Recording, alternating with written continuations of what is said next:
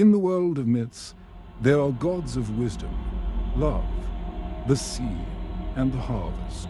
But there is also a darker, more brutal power, a force at home on the battlefields, born from the cries of the dying and the clash of bronze on bronze. This is the domain of Ares, the god of war. As the son of Zeus, the father of the gods, and his wife Hera, one would expect Ares to be at the pinnacle of Olympus. Yet, his story is a paradox. He was one of the 12 Olympians, but he was rarely welcome.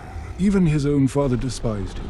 Of all the gods who inhabit Olympus, Zeus is said to have declared, "I hate you the most, for strife, war, and battles are your constant joy." Ares did not represent strategic, honorable warfare.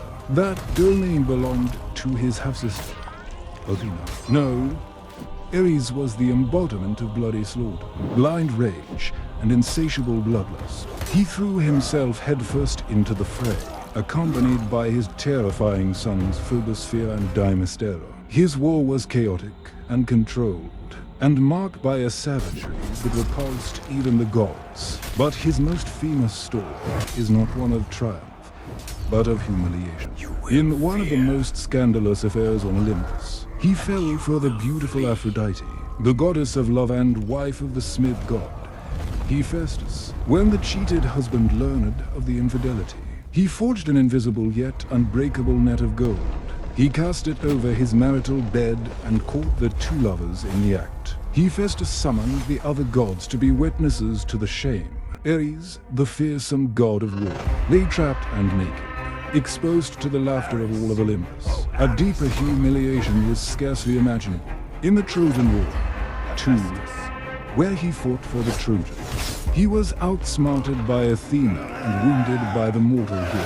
Diomedes, a god, fell by the hand of a man. The Greeks feared Ares more than they revered. His temples were rare.